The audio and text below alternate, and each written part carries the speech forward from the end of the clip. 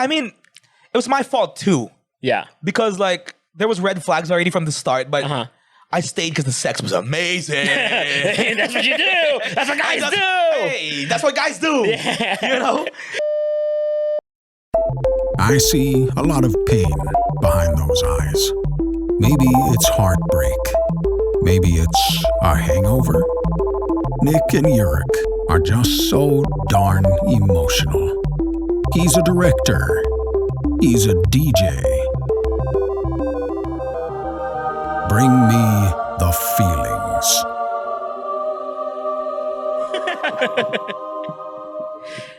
Yo, so one of the things that people have been wondering or wanting to know is your track record with girls, DJ Euric. That's right, Insta-Dad. What is Take that, Insta-Dad. Take that, Insta-Dad. People want to know, what are your moves? What is it that you have to do to get a girl to like you or to fall for you, man? Okay. What are the steps? First of all, you can't get a girl if you're not confident. Yeah. Step one. That's the hardest part, I think. Mm-hmm. Well, that's awesome that you said that because I have this theory. Yeah. And I have a theory and I think it holds true. Quantum theory. Yeah, this is some chaos theory shit right here. But I'm gonna lay it out for all of you, and this is the first time I'm making help some brothers out. Yeah, this is the first time I'm making it public. By the way, I mean the weather's cold. It's cuddle weather. Exactly. Come on, bro. And this is the first time I'm making it public, and this is my This is my medicinal journal release to the public. This is your research paper, and it's basically how to make anybody fall for you. Okay.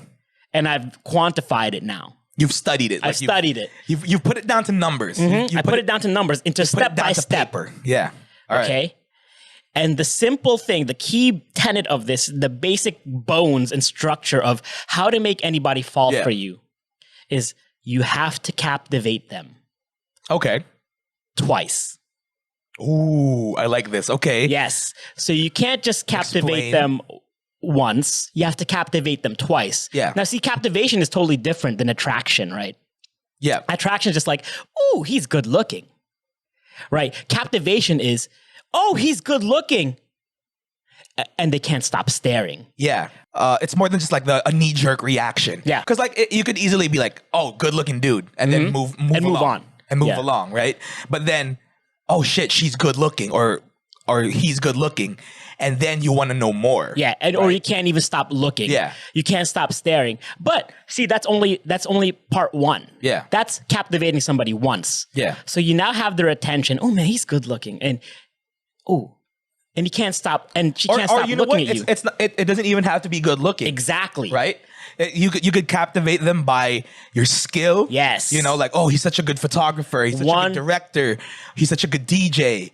100%. Like he's a funny guy. Mm-hmm. That's the hook. Yeah, so that's the initial hook, and anybody can do that. See, good-looking people have it easy because they can just rely on their looks, and that's their captivating thing. Number one, that's their USP. Yeah, that's unique selling proposition. Unique selling Let's proposition. Go marketing. Yep, right off the bat, they have that, and that's why good-looking people have it easier. Yeah, because they have that. But some people have it.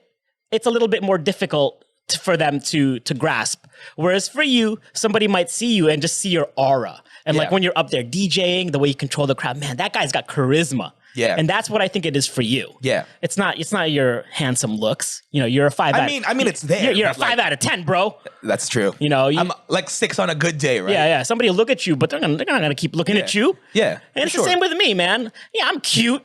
But nobody's going to look at me twice or look at me for more than 3 seconds. Like you're literally the definition of cute. Yeah, I'm just cute. That's all I am. I'm like, cute's cute and all. You know what they define cute as, right? What? In the dictionary? What? Ugly but interesting. There you go. And we're cute boys, bro. Whatever, cute boys. We're cute boys. Cute boy gang. Cute boy gang. So there. I believe that the interesting part weighs heavier. Yeah. But see, for everyone. Here's the 2 rules on being captivating twice. Yeah.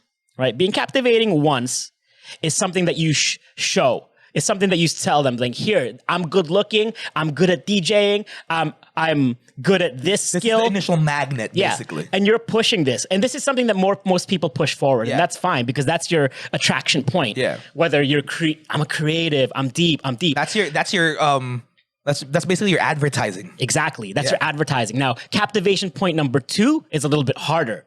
Captivation point number 2 has to be something that person will find from you, not something that you push to them. It's something that they'll discover. So here's how it works. Here's how it works. Captivate, like, let's say I'm a girl, right? Yeah. And then I'm walking into the club. Bablashan. All right. Whatever, 11:30 at night. I got a couple drinks in me. I'm with my friends. Looks at DJ Euric. Yo. And I'm like... Yo, and you're vibing. Yo, he dresses well. Like, everybody's looking at him. He's controlling the crowd. Yo, that guy is fucking dope. Cool. And then she'll look at you once and then dance with her friends. Look at you twice. And then look at you 3 times. All right, cool. And then like whatever. And then night goes on. Yeah. Right? And then somehow, after the party's done, her friends... You introduce yourself. Hey guys, you guys are having a good time. Yo, thanks for coming. And then you'll say like, yo, we're gonna get something to eat. A couple of my friends and I, we're gonna go get something to eat. Let's go. You want to come with us? And they'll say, yeah, cool. So dude, that's one of the easiest. Like, you know how many times we did that? Oh, so many times. Yeah. Man. So basically, we were doing this subconsciously, and so. We just really wanted to eat. Yeah, we wanted to eat, but then we also wanted to spend time with them. Yeah, to still have fun. Yeah. And then so you bring them out, right? Yeah. And then as they're coming out, like and then you order your food. You order, give me some chicken Macau over rice. Lechon Macau, Lechon Macau over rice. You haven't been to North Park in a while. But North Park order Lechon Macau over rice, right? And I'm the girl. I'm like, yeah, me too, Lechon Macau over rice. But that's nothing. That's not even the part. Yeah. Now the food comes and they serve the first Lechon Macau over rice and they give it to you. But then DJ Euric says, oh, no, she ordered it too. Make sure she gets it first. Yeah. And then she gets it first. She looks at you and says like, holy shit. He's not just like Mr. Control the crowd, Mr. Control the party, but he's considerate. He's thinking of me, whatever, blah, blah, blah. That's number 2. Yeah. That's being, what was the word? Being captivating. Yeah. Captivating point number 2. So you made her think once and then you made her think twice. Yeah. The first one was what you were projecting at the club. The second one is what she was thinking. And she found out about you. Like she came up with that thought on her own. Yeah, on her own. So that's what she believes about you. Captivating point number 2. Yeah. And at that point, done and done. If you were to say like... Done and done. The door's open. The door's open. Panties are down. Yeah, I mean, yeah. If that's your thing. If that's your thing. Or you could easily just say like... When they hear me say panties are down, up... Yeah. Step 3, uncaptivated. Yeah, but then, or the way that we would have gone about it, back in our party days, because we used to do this shit a lot, subconsciously, we'd be like, yo, let me get your number. Blah, blah, blah, blah, blah. And then you get their number, and the entire time, that next day, she's hoping that you're going to text her because you've already got her. And that's exactly how it works, quantitatively. I know we spew a lot of bullshit in this podcast and we joke around. There's lots of bits that we do. Yeah. But this is you fact. know what? That's fucking science. Like, honestly. But that's only how to attract someone, right? Yeah. That's only to get your foot in the door. But that's beyond the foot in the door. This is like... Right? No, I think it's... Because, like, literally, like, the first step of your attraction theory, that's like a glance at the window. Yeah. You know? Or like a glance in the peephole in the door. That's the little sampler. Yeah, you know? But, and then the step 2, that's when your foot's at the in the door, like you're stepping in. But how did you get someone to stay? See, here's what I think works for us. Like, knowing your story and like comparing it to mine, I think we're consistent. Yes. And persistent. Consistency. Right? But it's true. We're persistent and consistent. Exactly. Because like here, what I hate about, you've never made ligaw anyone.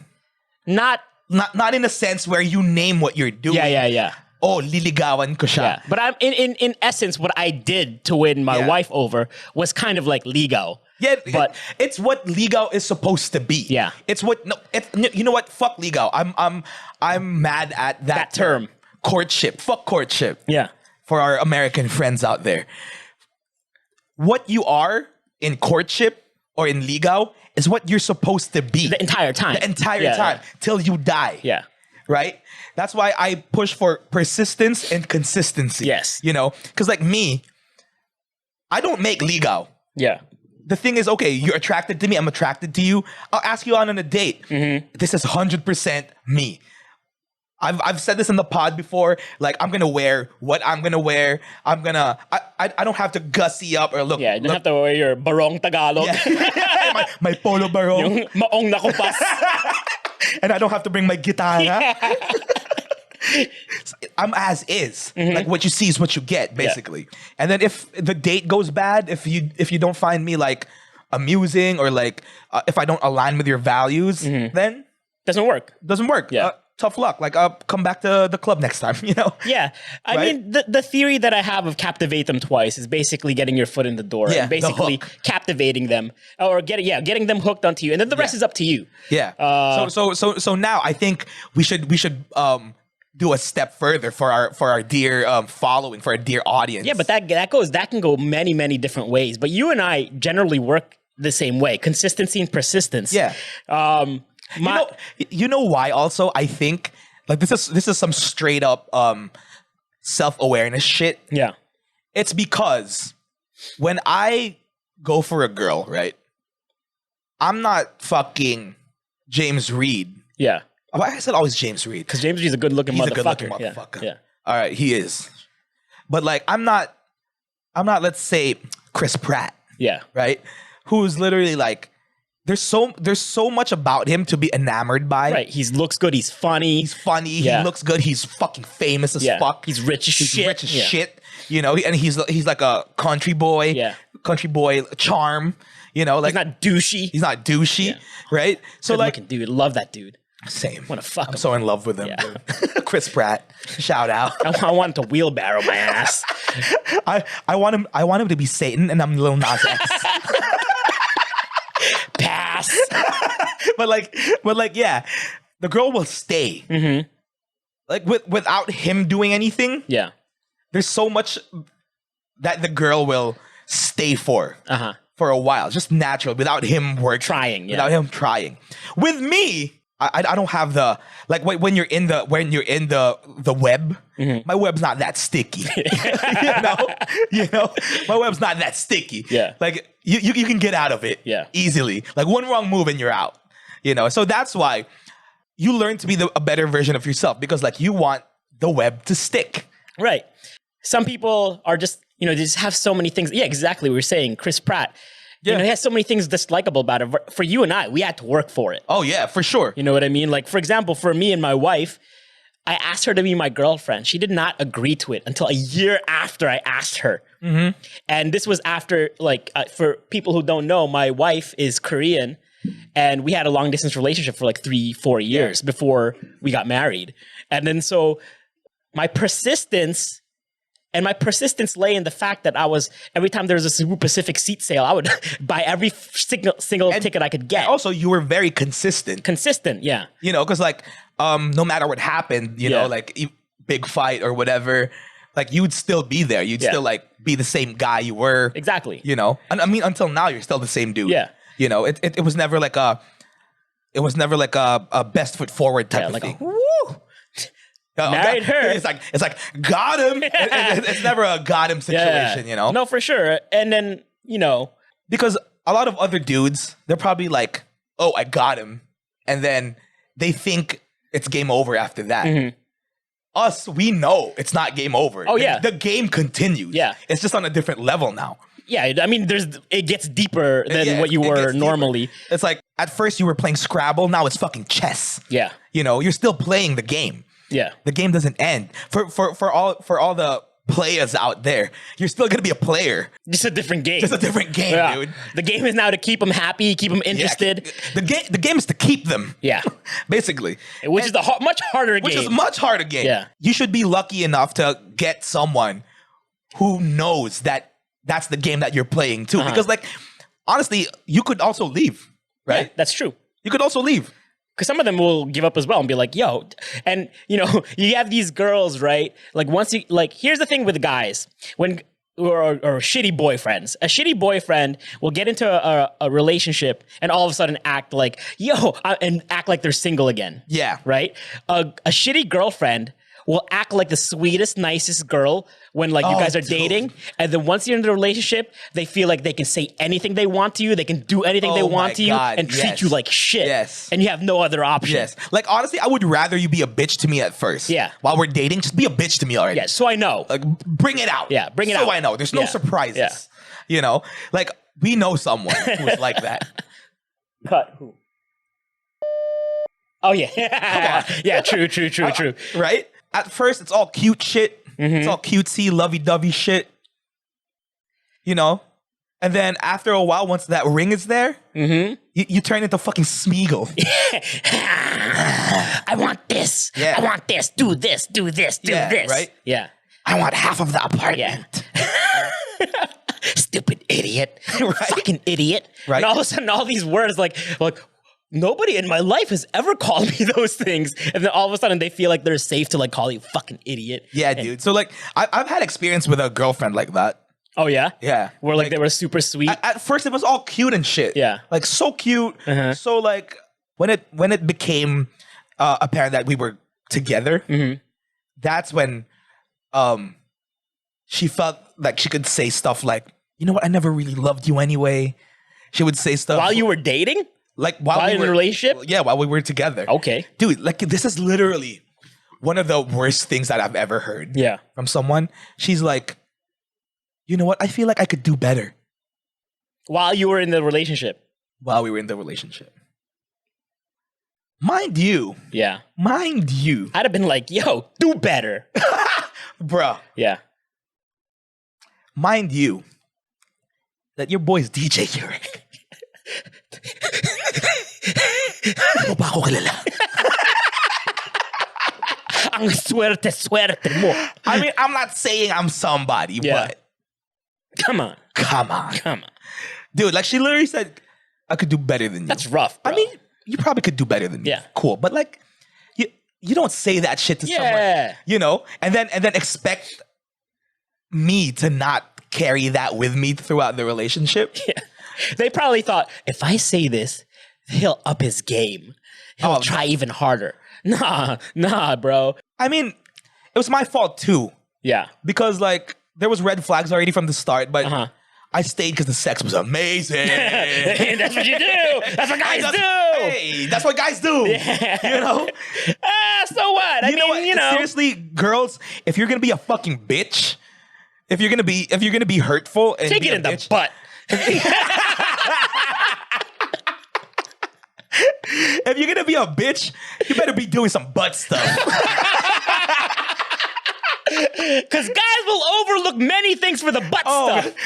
Guys will totally fucking overlook so much. Yeah. If the sex game is fucking if good. It's on. If the pussy game is good, hey bro, you could be the bitchiest bitch to your man. Yes. Make sure that pussy game is immaculate, dude. Girl, if you only got 3 teeth, make sure you're onto the butt stuff big time. Get on it. Dude, swear to God. Butt stuff. Girl, you want to keep your man, you get into that butt stuff. It feels so juvenile. Imagine dating a girl or you're hooking up with a girl. I'm like, hey baby, you down for some butt stuff? Yo, honestly, this podcast has been pretty serious for the first 20 minutes, right? We're talking this heavy relationship stuff, but all it comes down to is if you want your relationship to work, you get down with the butt stuff. Yeah, it started out as a how-to guide for the fellas. Yeah, but it's really for the ladies. Ladies, get down with the butt stuff. Okay, this is real talk though. I've never done butt stuff. Huh? I've never done butt stuff. I've never done butt stuff. Have you done butt stuff before? Butt stuff's the butt's best stuff. Butt stuff? What other stuff is there? What other stuff is there? Dude, vagina. Oh, please. Vagina, so 2000 and late. Vagina. Vagina. Dude, like, I swear to God, every time we get serious, it always has to like revert back to the fucking dicks, to fucking butt stuff. That's who we are, man. But like, why are we gonna fight it? I've never done butt stuff. Huh? I've never done butt stuff, and I can't imagine butt stuff to feel good, bro. You ain't never had the right butt stuff. Here's my analysis on it, right? Butt stuff. There's just so many cons compared to the pros of butt stuff to doing vagina stuff. Well, knock doing it till vagina you try it, stuff to having normal sex. Doing vagina stuff. Cause like, look, all right, what does butt stuff? I think the only pros for butt stuff is, okay, it's tighter. According to what I've gathered from the Butt Dictionary. Yeah. From the Butt Research Institute. The BRI. BRI. No, BIR. Butt Institute of Research. So like, is there a term for butt stuff? It's called anal sex. Oh, anal sex. Mr. Relationship, everybody. I'm like, is there because like fellatio, cunnilingus is like eating out. Right. Is there a term for butt stuff? Yeah, anal sex. Anal sex. Anal sex. There you go. That's it, man. Fuck, man. Dude, this podcast is gonna be a hit. You know why? Why? Because we have 20 minutes of good relationship stuff, and you know, relationship podcasts always do well, especially here in the Philippines. Oh yeah, dude. If you look at like the podcasts that rank very high in the Philippines, it's always one or two things: relationship podcasts or financial advice or career advice or whatever. So we're gonna title this to make sure that we get the hizits about. We're gonna have a title on this that's really lovey-dovey, like finding our hearts, or like the key to finding the one, right? Yeah. And they're gonna be 20 minutes of pure ass relationship advice. Then just straight up. And then 20 minutes is a hard.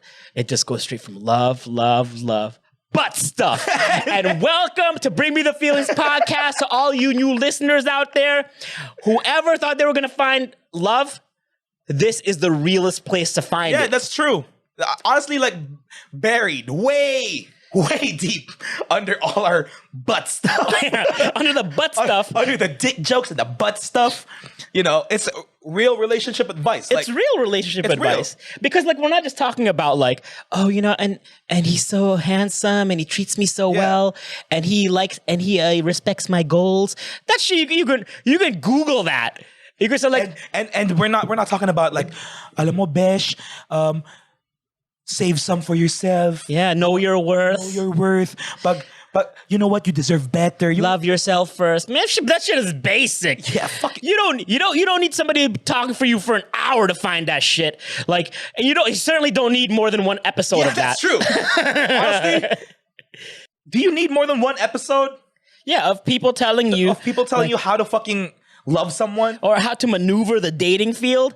We're already telling you how. We told you in the first 20 minutes of this podcast. We told you 1, how to attract somebody first of all. We told you 2, how to make them fall in love with you. And 3, we told you how to do butt stuff. And that's exactly how you do it. And that's it. So we take you from the fucking beginning, from alpha to omega, bro. Oh, all the way to the end, to the butt stuff. Because like that's the end of the relationship. Yeah. Once you're doing butt stuff, that's it. You're set for life. Yeah, until you start introducing other butts into it, then it gets a little crazy. That's when it gets a little wild, and you don't know whether it's gonna end or keep going. Yeah, that's true. Like one butt is enough. Yeah, too many butts spoil the butt stuff.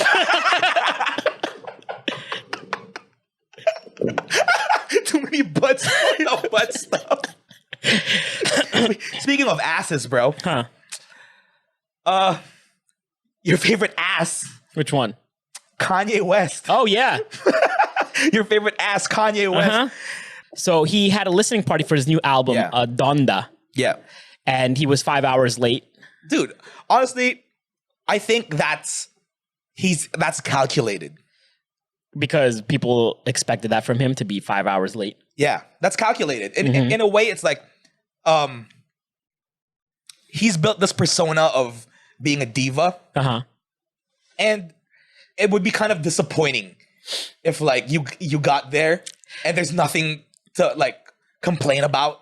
Actually, it would be rather surprising. Right? People would be let down if people logged onto the listening party and Kanye's like, "Hi, everybody! Thank you for coming to my listening party, Donda." Yeah, like thanks for coming to Donda. I hope you like it. Here it goes. Here it goes. Hey, press play on that CD player. Right? Everybody, listen up. Literally, everyone would be like, "Is he okay? Is he having another episode?" So he had to show up late. It's very on brand. Yeah. So like with the whole 5 hours late, I really think he's like, let him wait. Fuck him.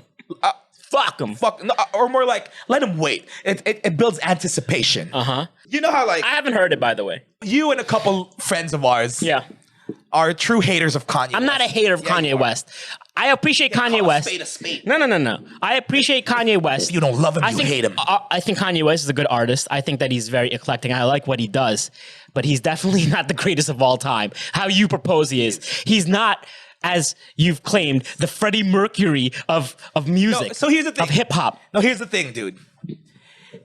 I think the GOAT argument is always going to be moot. Yeah. It's always going to be useless. Because if you're going to encapsulate everyone in one category of all time, like literally of all time, so you're telling me like fucking Freddie Mercury is more important than like Johann Sebastian Bach? Yes. No. Did I get this name right? Yeah, Johann Sebastian Bach. Ooh, look who's cultured. Look who's cultured. You know what? It's popped in my head. I'm like, I'm gonna run with it. Got it right. Got it right. So like during his time, JSB, the Bieber of his time. Yeah, the Bieber of his time was the greatest of all time. Yeah, dude, Johann Sebastian Bieber is like he's killing it back then. Bach Levers. his fans were Bach Levers. So what's your favorite Johann Sebastian Bach song? Sonata number 2. How's it go? I remember it had a part where it's like ding ding, something like that.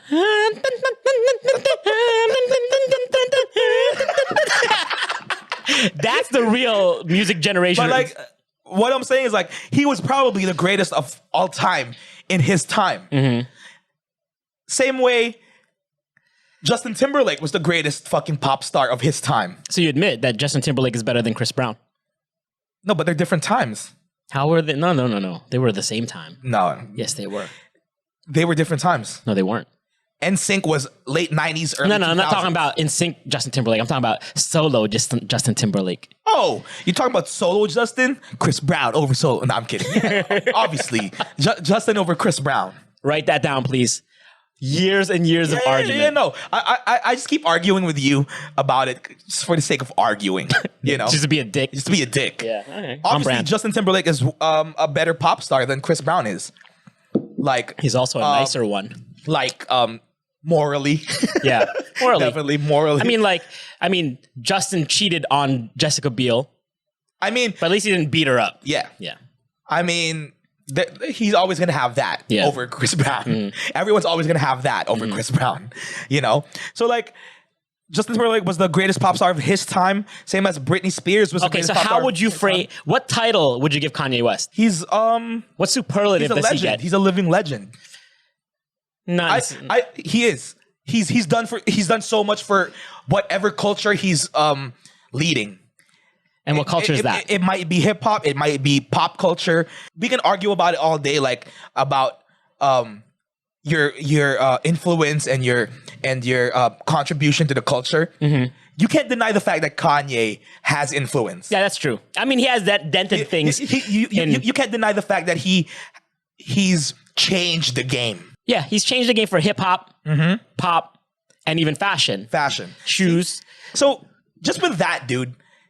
Did Elvis change the game when it came to like fashion? Oh, of course. Nah, I don't think so. Yes, he did. I mean, not in the sense of clothing. Yeah. Or maybe in the sense of clothing, but he did the whole hairstyle of like the sideburns and the pompadours. But wasn't that already the hairstyle back in the day, the greaser look? That was already a thing. And then he He didn't even like originate rock and roll. Like he stole it from black people. He popularized hip hop dancing. He popularized the stanky leg. Yeah.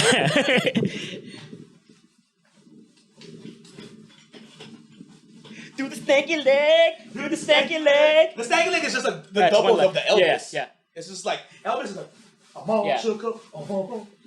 Elvis was also Elvis. The Elvis dance was the predecessor to the butterfly or the Tootsie Roll. What's a Tootsie Roll? Cut kids, go. Let me see that Tootsie Roll. So the Tootsie Roll is just basically it's a symmetrical Elvis dance. Elvis was like this. Elvis did it asymmetrically. Yeah, he did this. Yeah, and then the Tootsie Roll. Yeah, the 69 Boys. 69 Boys. Is it 69 boys? 69 Boys. So they probably were like, yo, let's put some brother flavor into Let's it. put some rhythm into it. That white boy fucked it up. Let's bring back the soul into it. Butterfly, Tootsie Roll. That's what he did. And then the Southern boys, the Southern guys, who did the stanky leg? One hit wonder, stanky leg, GS boys. Oh, the GS boys, the Golden State boys. So they're like, yo, let's put a GS spin to it. No, they were like, yo, Tootsie Roll, that's too much work. That's too much work. Too much work, man. Also, it was popular to chop and screw stuff. Yeah. So like, let's slow it down, right? So the Tootsie Roll is like this. Yeah. The butterfly. Right? That's a butterfly. Yeah. And then they're like, it's too much work. Let's just use one leg at a time. Simplify it. Let's just use one leg at a time. Do the stanky leg. Do the stanky leg. Yeah, right? So like, that's what I'm saying.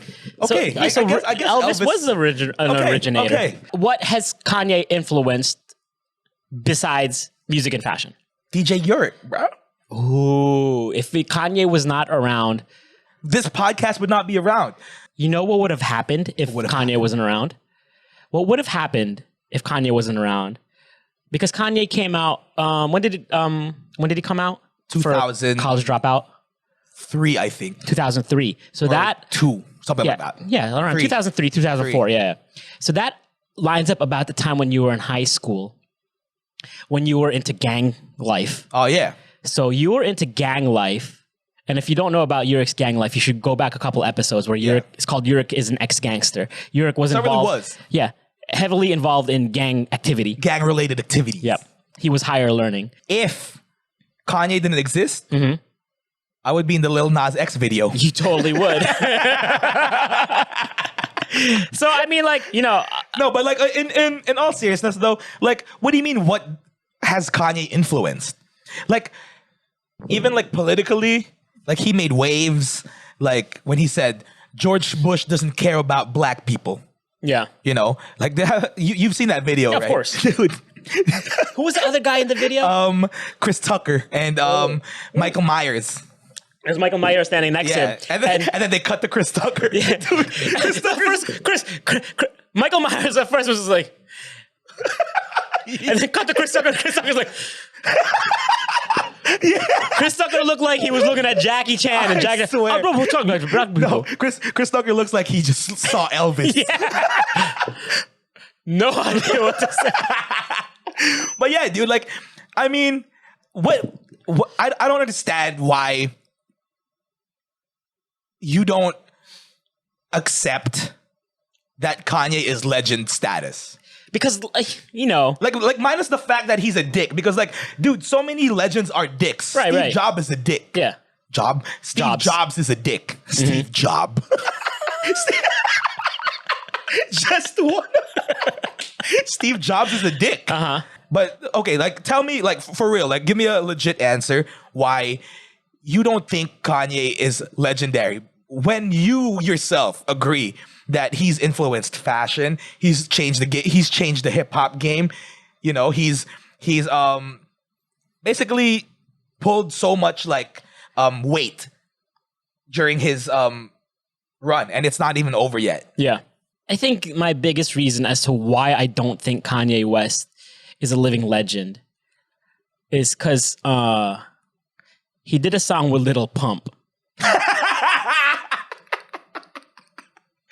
That's basically it. You're such a hey, it's a banger, You're bro. Such a fucking It's a banger, bro. His words go again. Fuck, man. I'm so I'm sorry. I'm so stupid when it comes to like. You're such a fucking hoe. I love it. What's his line there? I like quick fucks. I'm a sick fuck. I like a quick fuck. I'm a sick fuck. I like the quick fuck. I like the big butts. Yeah, something like that. Butt stuff. I like the butt stuff. I like the butt stuff. But yeah, like, I mean, also, Yeah.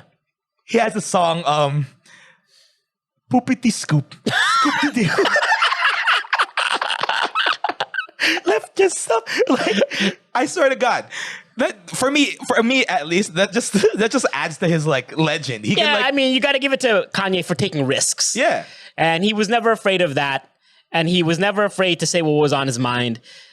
You know, I think the only reason that I'm not saying that he's a legend is probably because he's still alive.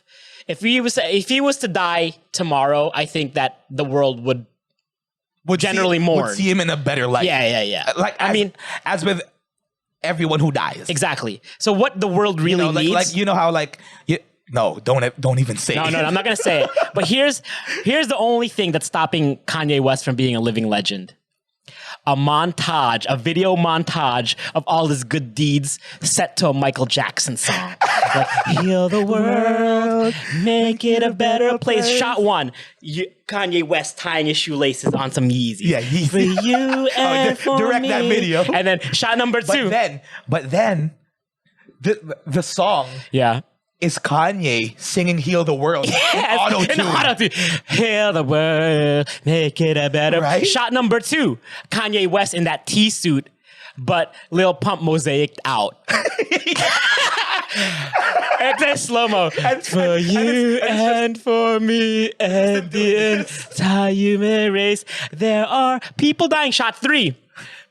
Kanye West next to Michael Myers saying George Bush doesn't care about black people. And then Michael Myers goes, and you have to get Chris Tucker in there. No, wait, and the entire human race cut to Chris Tucker. That's the only thing that's stopping. There are children, there are people dying. Cut to shot of Kanye West riding a motorbike in front of a green screen with Kim. What was the lyric? Now people die if you Care enough for the living. I have a question. Huh? Did Michael Jackson ever make a crappy song? Yes, he did. What is it? He did a song. What is it? It was called "What's Up With You." Shut up. Not even kidding. Wait, is it like Dead fucking serious. why is it crappy? It's called "What's Up With You." Michael Jackson featuring Eddie Murphy. And I'm 100% serious. I'm not even fucking with you. They made a music video. Call it up. Did they really? What's up with you? It's called What's Up with You? What's up with you? What was Eddie Murphy's? What was Singing. he singing? Look. What was Eddie Murphy's role? Singer. Singer in white tank top. I'm not you. I wasn't fucking with you.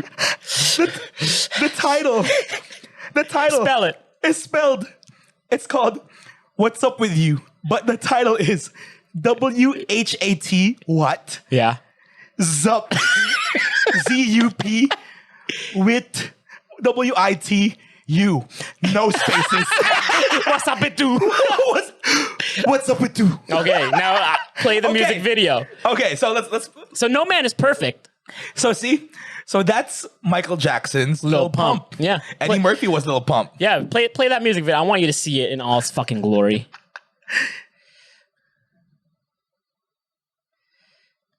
I think they erased it from the internet because like the only evidence of it is like A thumbnail? no. Michael Jackson, Eddie Murphy, what's up with you? 4.2 million views from YouTube account called Obscure Video Guy. He must have erased this.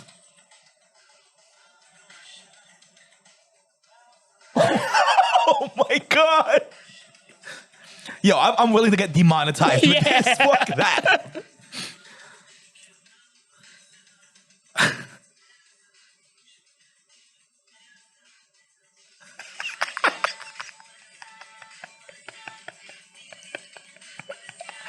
What's up? What's up with you? I told you. Bro. Is this where they got what's up?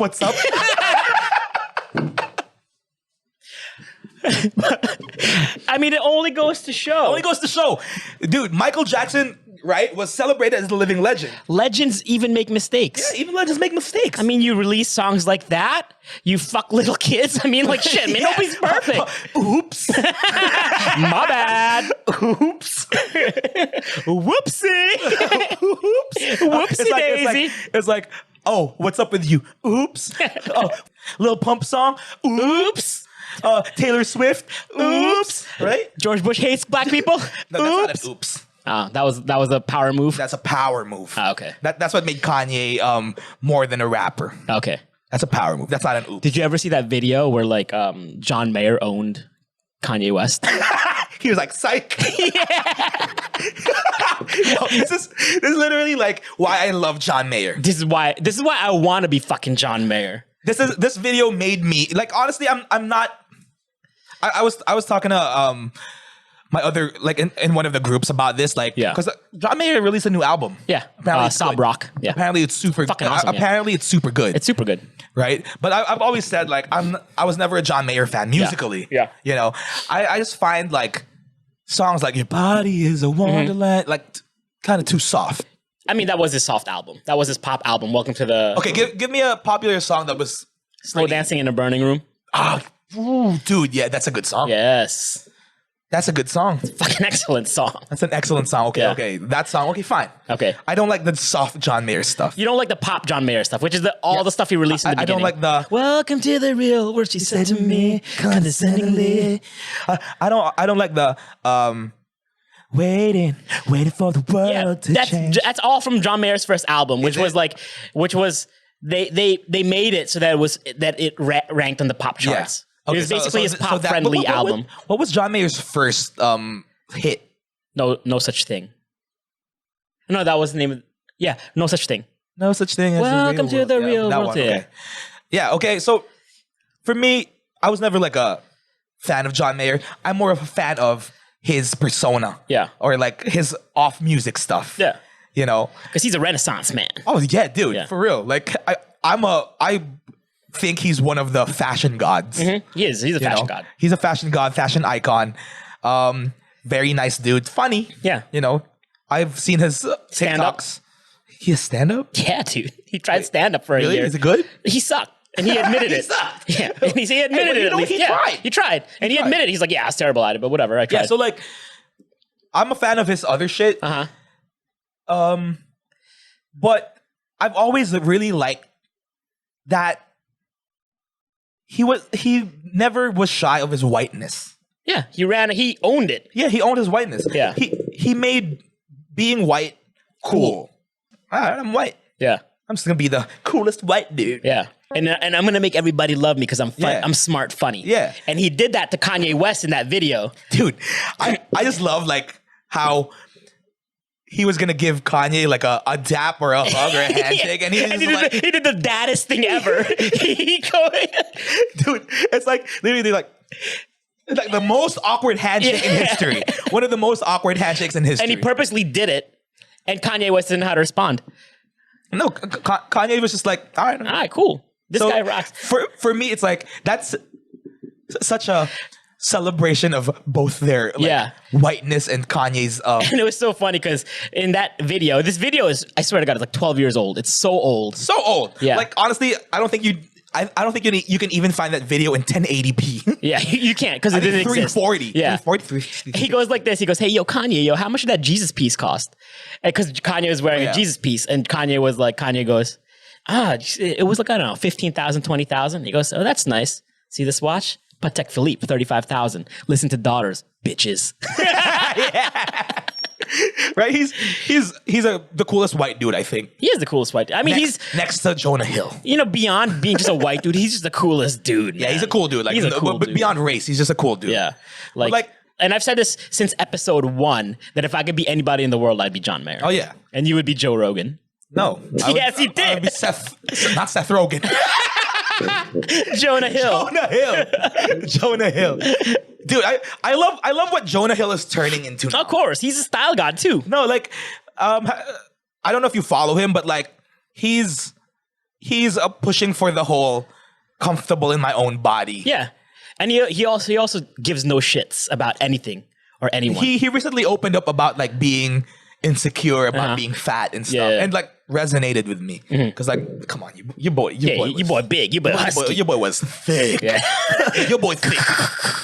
Butt stuff. but like now he's like a proponent of like being comfortable in your own skin and stuff. Yeah. But then, right, that leads me to like this argument now that I see on social media or whatever. The whole healthy in any size movement, or like the whole, I think it's healthy in any size. Or, yeah, I know what you mean. You know what I'm saying? Yeah. Coming from someone who was husky, who was several sizes at one point. A couple X's on there. A couple X's. A few too many X's on the tag. Little Tentacion. Yeah. I was the original XXX. Dude, remember in Korea? Yo, if you've never felt fat in your life before, go to Korea and try to buy clothes. Side story, like a quick side story. If you want to feel bad about your body, go to Korea and try to shop in Korea. And try to buy clothes in Dongdaemun. Dude, at a certain point, like when the shopkeepers would see me fucking approach, like just make a beeline to their fucking stall, they would already catch my eye and be like, dude, I'm like, couldn't it be I'm just buying it from my little brother? You motherfucker. But like, yeah, if you want to feel insecure about your size, go to Korea. Yeah. So anyway, coming from someone who's like been through a few X's on my size tag, you know, this is the problem with blanket statements like that. Because like you could make a statement like healthy in any size, and then you can pick out examples. Yeah.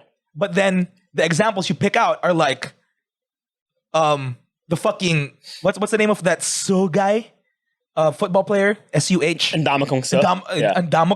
Ndamakong Suh. Yeah. Right? You pick out people like that who are like fucking linemen. Who's an athlete. Yeah. That's healthy. Yeah. Dude's healthy because he's an athlete. He works out, right? You use people like that as like, oh, body issue. Like he was on the body issue, Sports Illustrated, right? Or something like that. Or ESPN. ESPN body issue. Yeah. You push that propaganda. Oh, he's a husky boy. Yeah. And like he's not just pure husk. There's some meat in that. There's some muscles in that His shit. size was intended to be like that. Yeah. Like it wasn't like, oh man, I'm just a big boy and this is me. Yeah. They if he wanted to get skinny, he could get skinny. He could. But they need him to be big. They need him to be bulky. So they made him healthy fat. Yeah. So like there is such thing as like being healthy while being chunky. Yeah. You know? But that's the problem with blanket statements like healthy in any size. Of course. You know, it's like, no, that's not true. That's not true, dude. Yeah. That's not true. I thought I was healthy in any size too. Mm-hmm. I'm here to tell you that healthy in any size is not. It's not true. It's not true. Like you look at guys like Ndamakong Suh, right? Like Ndamakong Suh probably weighs like 300 pounds, right? Yeah. And you say, man, he's a big boy, but he's healthy. He's an athlete. Yeah, dude. Underneath all that, 300 pounds of that, this is 260 pounds of the muscle. Like 6 something, yeah, too, right? 6'2", 6'3", yeah, right. And then he's like he's probably like 320, something like that. Dude, I'm like at my heaviest, I was like 285, and I'm like, oh yeah, I'm 285. I weigh like a lineman, but I'm fucking 5'6". Well, I'm not 5'6". I'm 5'8". Yeah, right. I'm 5'8", and I'm like fat, dude. Yeah, but like, see, for example, Ndamakong Suh is 320 pounds, but and he looks like he's fat, but he's literally only got like 15 to 20% body fat. Yeah. Unlike like chunky people, like big people, some of you guys have like 50% body fat. Oh, maybe sometimes even more. And that's when it's not healthy. You can't just say like just because you weigh the same, there's you're a the show same called person. My 300-pound life or something. Yeah, I think I heard about my 600-pound life. Yeah. Yo, some of the shit there is like crazy, dude. Like, they can't even like stand up on their own. Right. Like some that's of these, not healthy. Some of these people like need scooters. Like they don't use it as they need it. Yeah. They're literally like the real live action version of WALL-E. Right. You know? Yeah. And if you're gonna tell me healthy at any size, bro, that is not healthy. Got another thing coming. Because it's not true. That's you're just trying to make everybody feel beautiful in their own skin. This is something that I feel passionate about. Mm-hmm. Fat shaming. It's not shaming. Yeah. If for health reasons, if it's for health reasons. If you mean well, because like right now, they equate their hurt feelings to fat shaming. Mm-hmm. Right. For example, when I was a kid, right, they would tease me, "Oy taba," or whatever. Yeah. All right, that's fat shaming. Yeah. Because it didn't do anything for me. Mm-hmm. But like I would also get hurt when someone would say, when my dad would say, "Rick, you need to lose weight." Yeah. Right? You're too fat. You need to lose weight. Yeah. Or my mom would be like, "You need to lose weight." That would hurt me. Because like I'm like, aren't you supposed to love me? Right? In any size, you know? But like they mean well. Yeah. You know? So what's happening with cancel culture and like this whole fucking super snowflake generation is like once someone says, "Hey, it's not healthy to be obese." Yeah. Automatically they get their feelings hurt. Defense is up. You called me obese. Yeah. Fat shaming. Yeah. Oh, healthy in any size. Nah, dude, they just don't want you to die, bro. Exactly. That's what it is. I mean, the wording is completely different. Like you should. I mean, if they said like beauty in any size, fine, I get it, right? Feel good about, be confident in yourself. Yeah. But if somebody says, "Dude, you're not healthy," that's not, if a doctor says you're not healthy or doctor says you need to lose weight, bro, you're going to die. Yeah. That's not fat shaming. That's death shaming. Like, yeah, dude, it is. Yeah, we ain't trying to fat shame you. We're death shaming you. Death shaming you. We don't want you to die. We don't want you to die, bro. But if you want to, that's cool. That's on you. That's on you, right? But, so for me, it's like this is what people don't get. Yeah, your feelings need to get hurt to get better. To get better. Mm-hmm. It's like a broken bone, right? Right? We said that in this fucking last. I know. It's the same thing as like if you're playing a sport or you're playing anything and then your coach yells at you because you messed up a play or because he's not shaming you. He's not shaming you. He's teaching you how to get better. Just because somebody tells you to do something doesn't mean they're shaming you. I mean, what are you going to tell your parent? Like if your parent says to you, "Hey, don't touch that hot stove." You'd be like, why are you action shaming me? Let me discover things on my own. Yeah. No, we don't want you to get hurt. Why are you learning shaming me? Yeah. But like, I mean, granted that there's a fine line between like, getting mad or reprimanding someone or like teaching someone to do the right thing and actually being a dick about it. Like for example, I could be a parent and be like, don't touch that stove, you fucking idiot. Yeah. Right. If I do it that way, all right, that's wrong, dude. Yeah. But if I'm like, "Hey, don't touch the stove because it's hot," and then when you touch it, you're gonna get hurt, and then you get hurt, and then if you still touch it, then you'd be like, "Okay, that was stupid." Yeah. Because I told you not to touch it and I told you what was going to happen. Right? If I tell you, "Okay, that's stupid. What you did was stupid." Yeah, because you're not attacking their character. Yeah, exactly. So granted that there's a fine line between doing that and being actually hurtful. Right. But dude, you need to get hurt. Like growth is painful. Growth is painful. Like growing pains, bro. It's all painful. It's all painful. Love is pain. Like Ja Rule. Yeah, love is pain, bro. Like this is what the youth nowadays, Gen Z especially, like some millennials, like you need to getting hurt is part of growing up. It's part of being a better person. Right. The thing is that getting hurt is not necessarily somebody trying to harm you. They're trying to teach you something. You getting hurt and having your feelings hurt or your character feel like you're getting attacked is just you stepping out of your comfort zone. Yeah. Because if your comfort zone is nobody says bad about me, nobody tells me what to do. It also could be an indicator that your ego's too high, too big. Yeah. Right? Because like, for example, like our boy Will Ye, right? Yeah. His ego, no ego, right? That's why when we tell him, yo, loose that fucking shirt. Here, let's dress you up. He's like, all right. He's like, all right, cool. Right? So no ego. But like, if you told me, yo, Euric, I don't like that fucking jacket you're wearing. This is a better jacket. I'd be like, yo, fuck